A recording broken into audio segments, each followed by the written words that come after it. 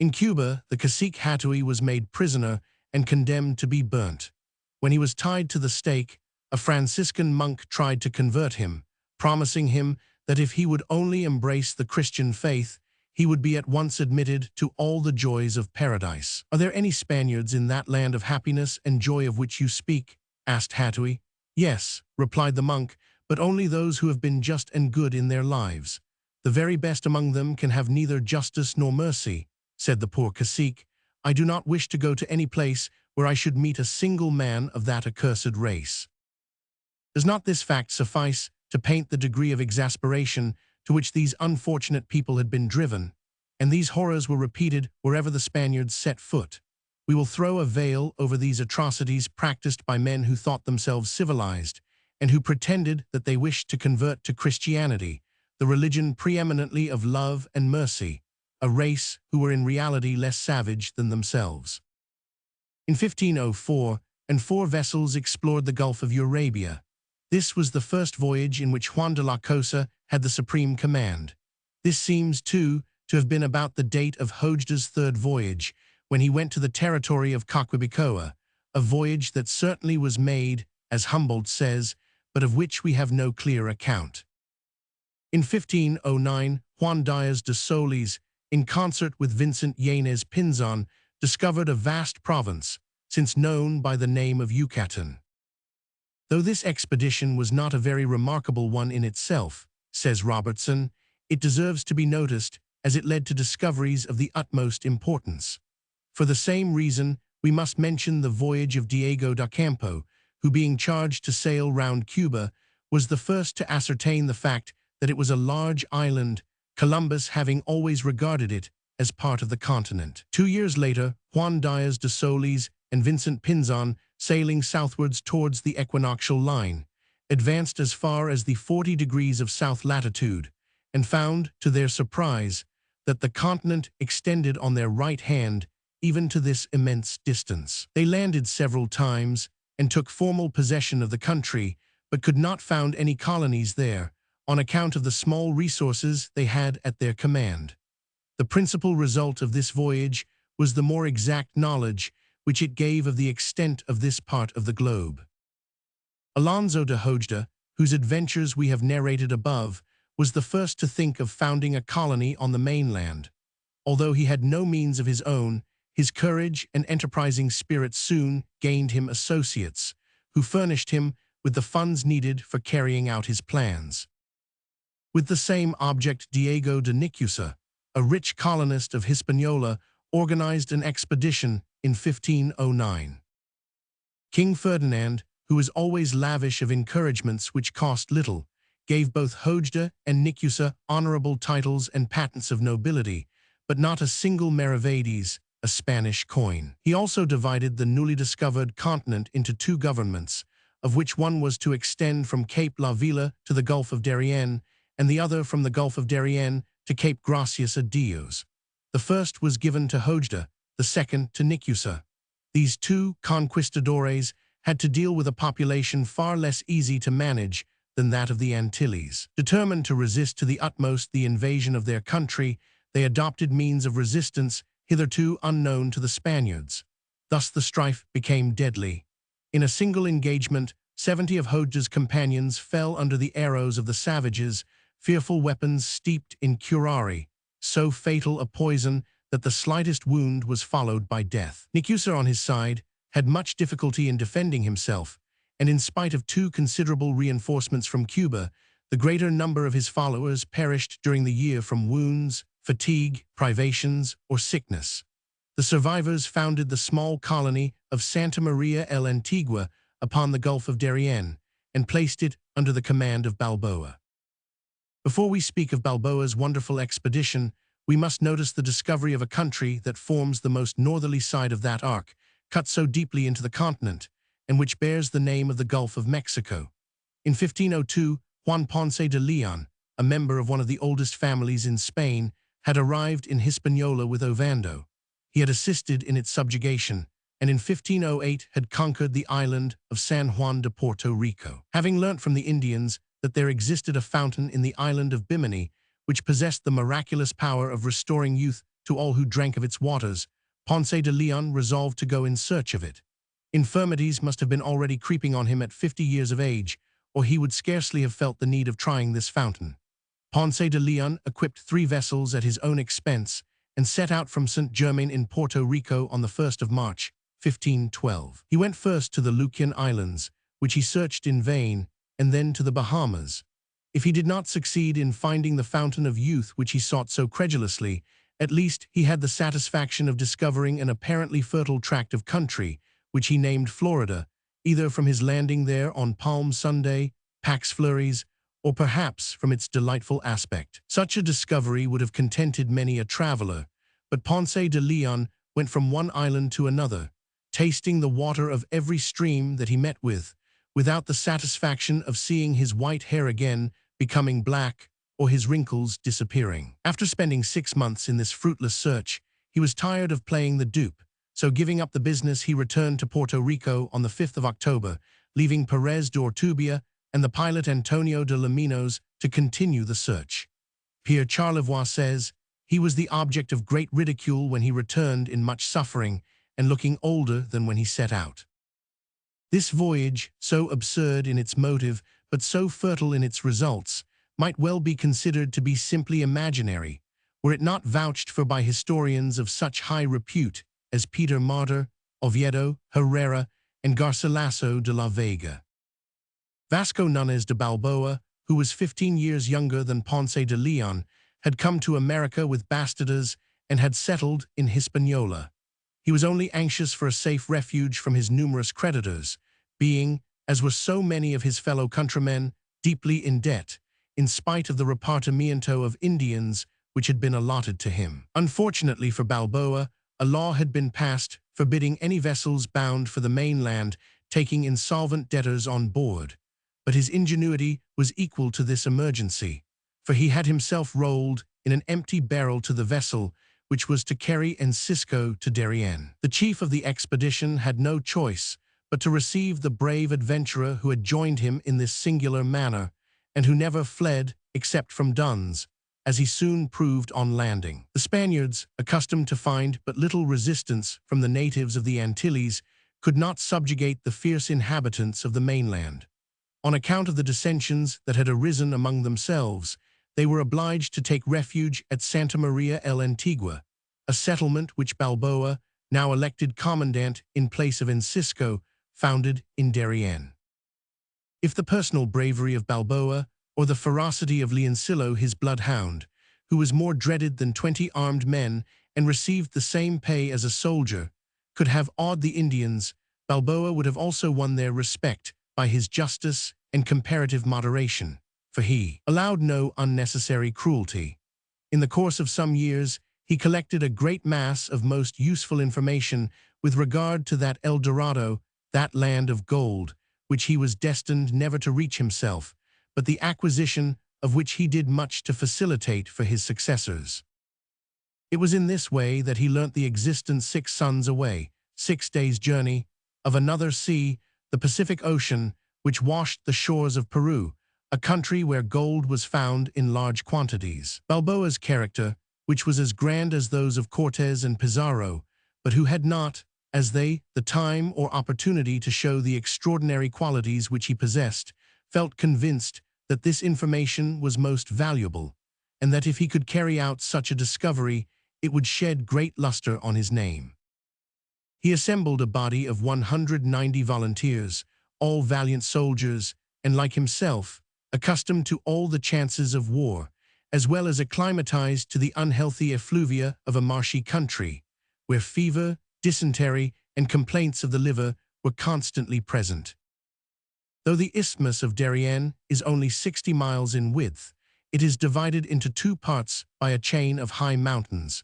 At the foot of these, the alluvial soil is marvelously fertile, and the vegetation far more luxuriant than any European can imagine. It consists of an inextricable mass of tropical plants, creepers, and ferns, among trees of gigantic size which completely hide the sun, a truly virgin forest, interspersed here and there with patches of stagnant water, where live multitudes of birds, insects, and animals, never disturbed by the foot of man.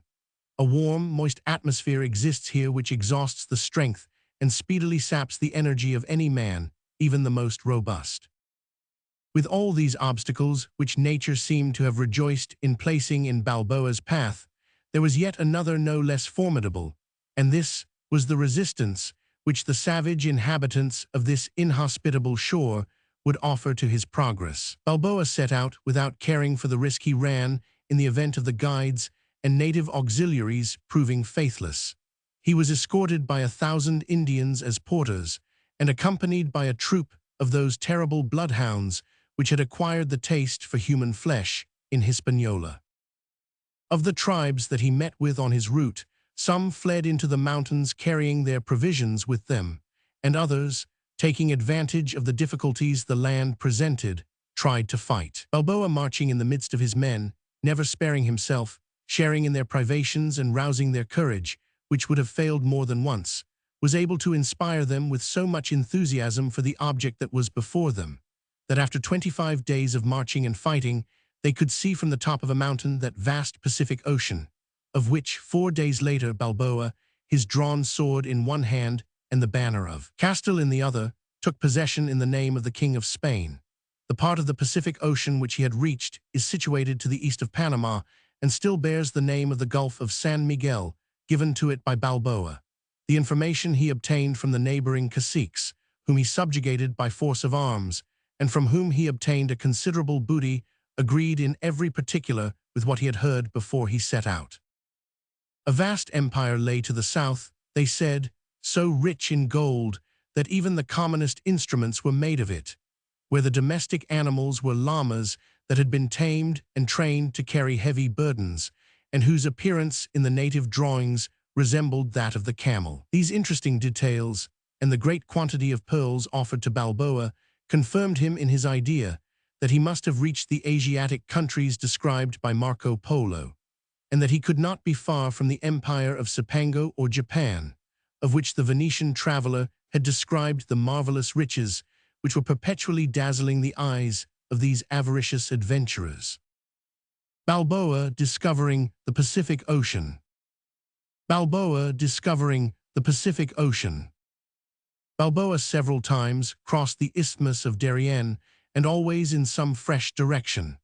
Humboldt might well say that this country was better known in the beginning of the 16th century than in his own day. Beyond this, Balboa had launched some vessels built under his orders on the newly discovered ocean, and he was preparing a formidable armament with which he hoped to conquer Peru, when he was odiously and judicially murdered by the orders of Pedrarias Davila, the governor of Darien, who was jealous of the reputation Balboa had already gained and of the glory which would doubtless recompense his bravery if he carried out the expedition which he had arranged.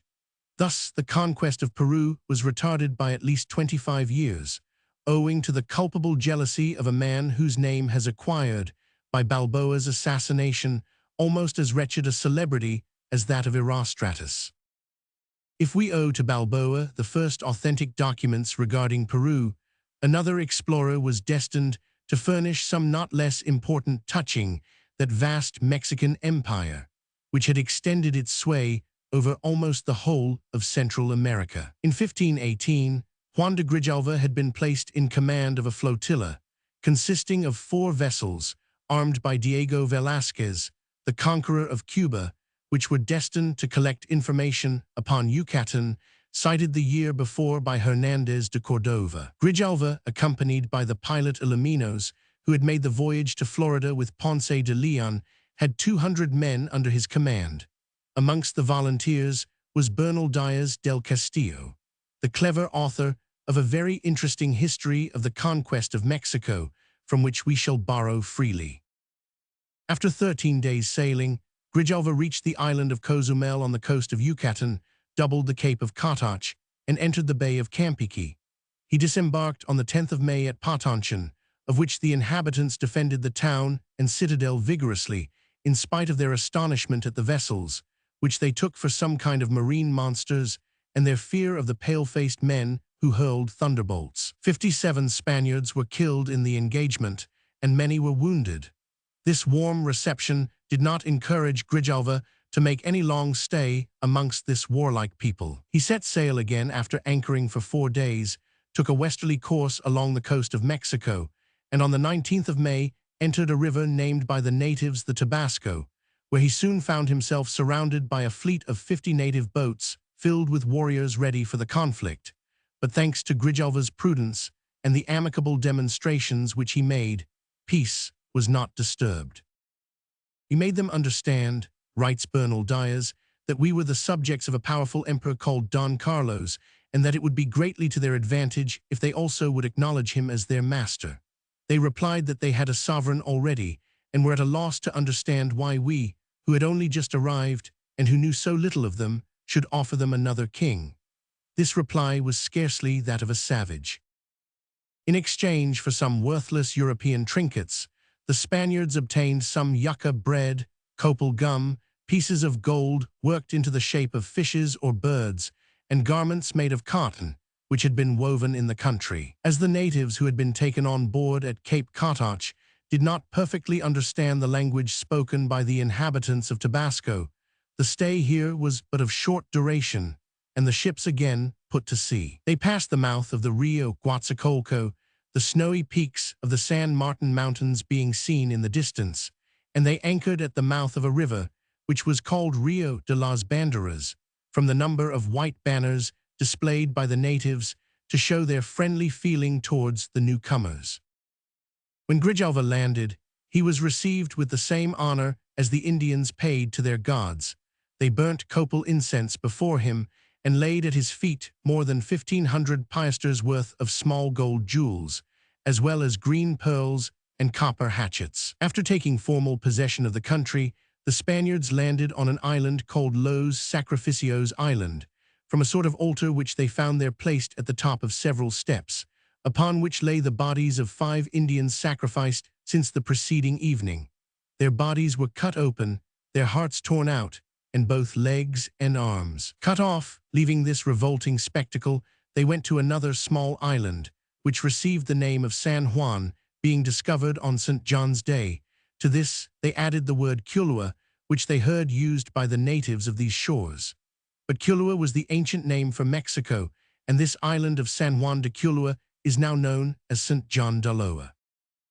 Grijalva put all the gold which he had collected on board one of the ships and dispatched it to Cuba, while he continued his exploration of the coast, discovered the sierras of Tusta and Tuspa, and collected a large amount of useful information regarding this populous country.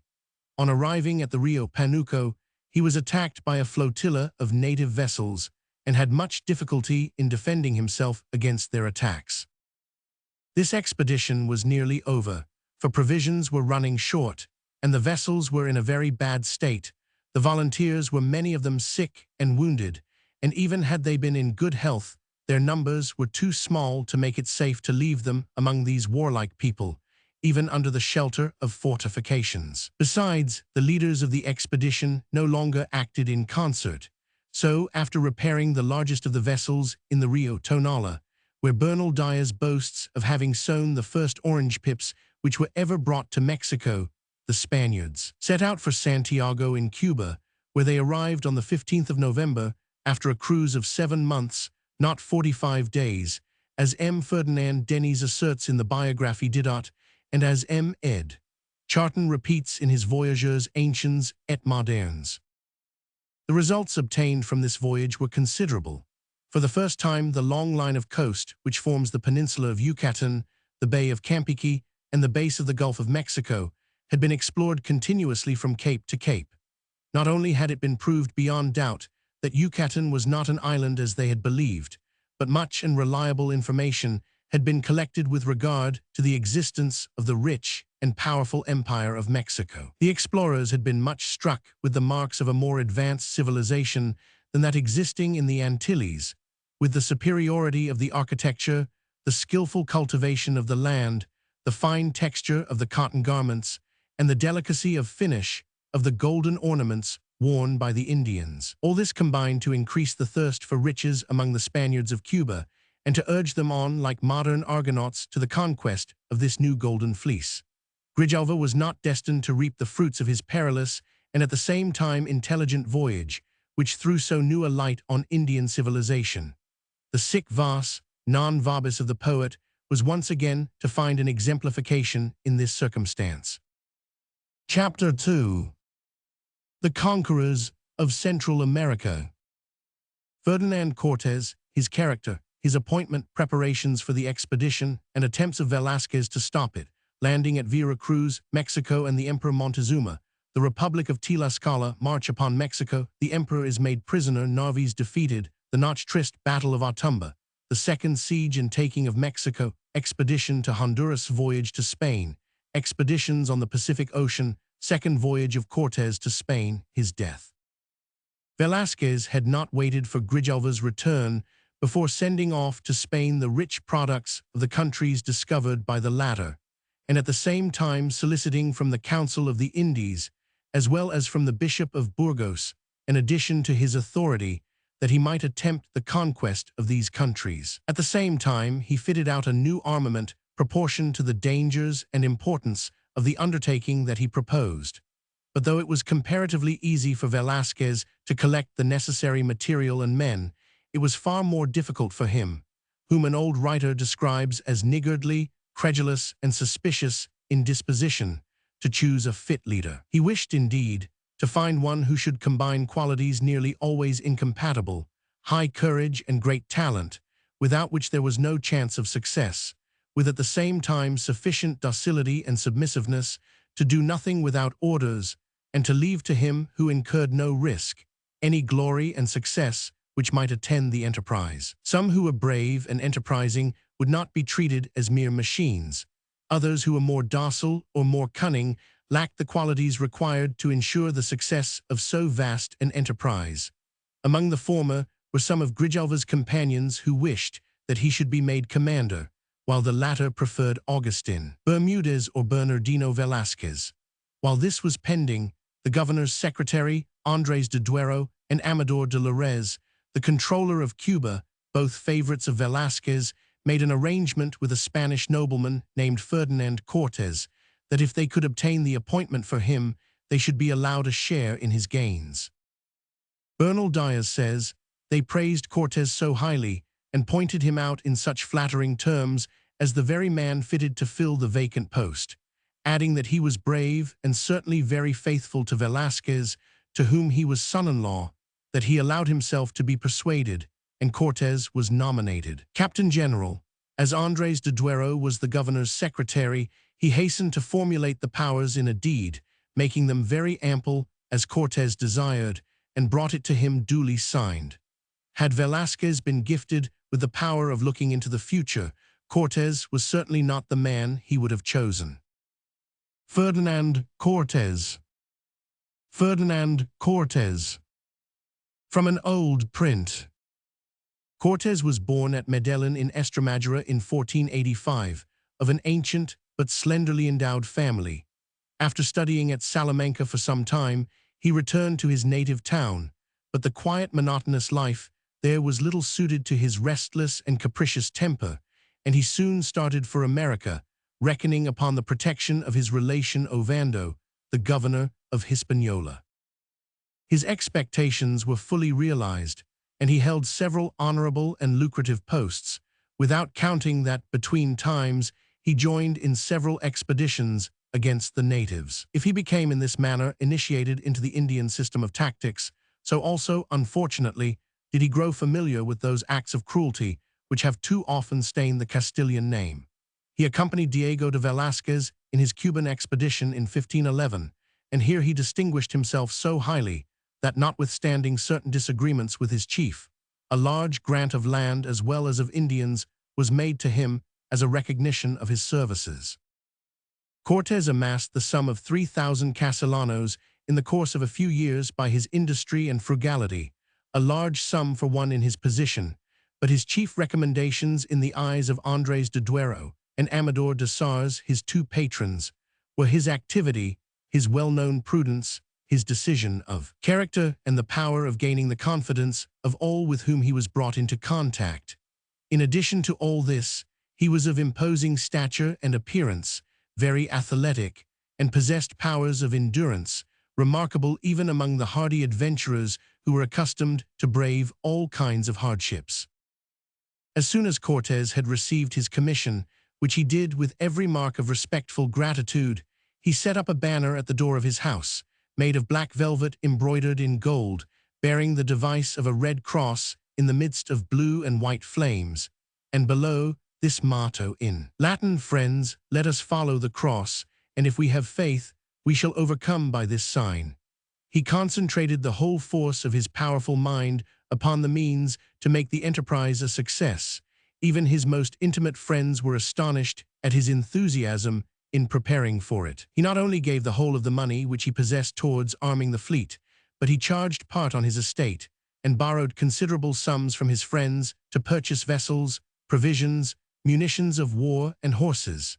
In a few days, 300 volunteers had enrolled themselves, attracted by the fame of the general, the daring nature of the enterprise, and the profit that would probably accrue from it. Velázquez, always suspicious, and doubtless instigated by some who were jealous of Cortés, tried to put a stop to the expedition at its outset. Cortés, being warned by his two patrons that Velázquez would probably try to take the command from him, acted with his customary decision. He collected his men, and in spite of the vessels not being completed and of an insufficient armament, he weighed anchor and sailed during the night. When Velázquez discovered that his plans had been checkmated, he concealed his indignation, but at the same time, he made every arrangement to stop the man who could thus throw off all dependence upon him with such consummate coolness. Cortés anchored at Macaca to complete his stores, and found many of those who had accompanied Grijalva now hastened to serve under his banner. Pedro de Alvarado and his brothers, Cristobal de Aulid, Alonso de Avila, Hernández de Puerto Carrero, Gonzalo de Sandoval, and Bernal Diaz del Castillo, who was to write a valuable account of these events, quorum pars magna fuit. Trinity Harbor, on the south coast of Cuba, was the next resting place, and here a further supply of provisions was taken on board. But while Cortés lay at anchor for this purpose, Verdugo, the governor, received letters from Velázquez desiring him to arrest the captain general, the command of the fleet having been just taken from him.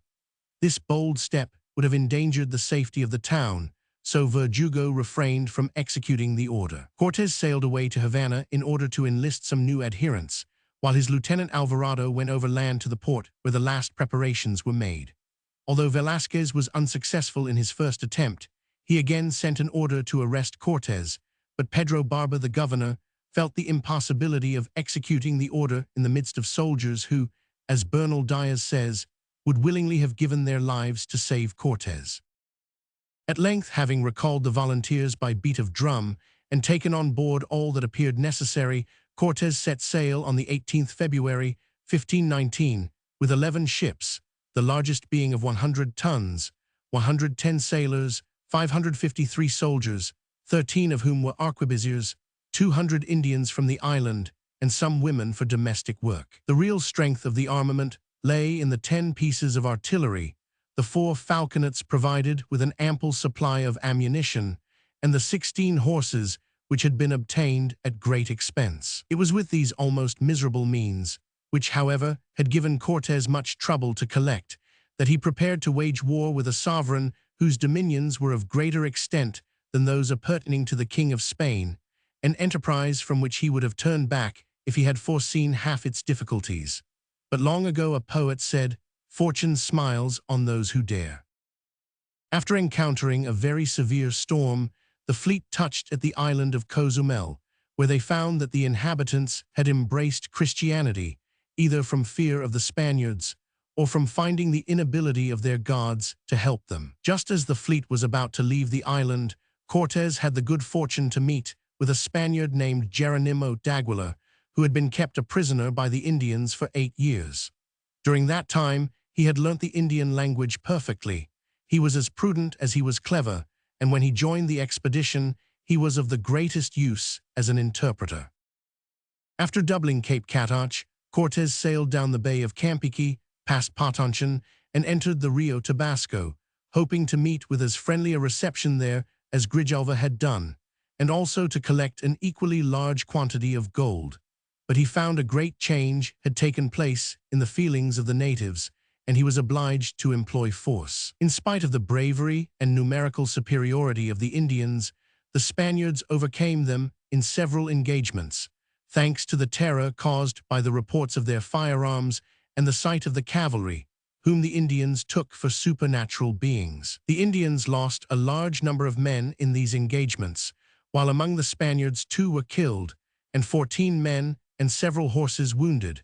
The wounds of the latter were dressed with fat taken from the dead bodies of the Indians. At last peace was made, and the natives gave Cortés provisions, some cotton clothing, a small quantity of gold, and 20 female slaves, among whom was the celebrated Marina, who rendered such signal services to the Spaniards as an interpreter, and who is mentioned by all the historians of the conquest of the New World.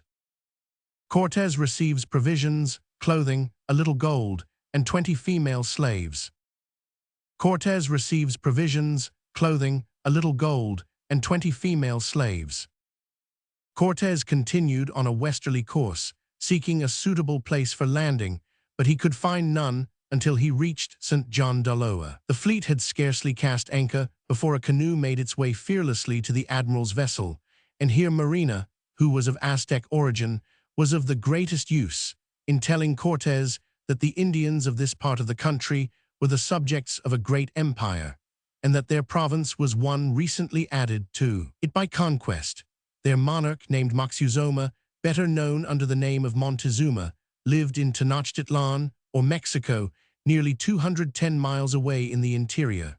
Cortés offered the Indians some presents, assuring them of his pacific intentions, and then disembarked upon the torrid and unhealthy shore of Vera Cruz. Provisions flowed in immediately, but the day after the landing, Tutel, governor of the province and ambassador of Montezuma to the Spaniards, had much difficulty in answering Cortés when he asked him to conduct him to his master without delay, knowing as he did all the anxiety and fears which had haunted the mind of the emperor since the arrival of the Spaniards. However, he caused some cotton stuffs, feather cloaks, and some articles made of gold to be laid at the feet of the general, a sight which simply excited the cupidity of the Europeans. To give these poor Indians an adequate idea of his power, Cortés called out his soldiers and put them through their drill. He also ordered the discharge of some pieces of artillery, the noise of which froze the hearts of the savages with terror. During the whole time of the interview, some painters had been employed in sketching upon pieces of white cotton the ships, the troops, and everything which had struck their fancy. These drawings, very cleverly executed, were to be sent to Montezuma. Before beginning the history of the heroic struggles which shortly commenced, it will be useful to give some details as to that Mexican empire which, powerful as it appeared, nevertheless contained within itself numerous elements of decay and dissolution, which fact explains the cause of its conquest by a mere handful of adventurers. That part of America which was under the dominion of Montezuma was called Anahuac and lay between 14 degrees and degrees north latitude. This region presents great varieties of climate on account of its difference of altitude. Towards the center, and rather nearer to the Pacific than to the Atlantic, there is a huge basin at an elevation of 7,500 feet above the sea and about 200 miles in circumference, in the hollow of which there were at that time several lakes. This depression is called the Valley of Mexico, taking its name from the capital of the empire. As may be easily supposed, we possess very few authentic details about a people whose written annals were burnt by the ignorant conquistadores and by fanatical monks, who jealously suppressed everything which might remind the conquered race of their ancient religious and political traditions. Arriving from the north in the 7th century, the Toltecs had overspread the plateau of Anahuac. They were an intelligent race of people, addicted to agriculture and the mechanical arts, understanding the working in metals, and to whom is due the construction of the greater part of the sumptuous and gigantic edifices of which the ruins are found in every direction in New Spain. After 4 centuries of power, the Toltecs disappeared from the country as mysteriously as they had come.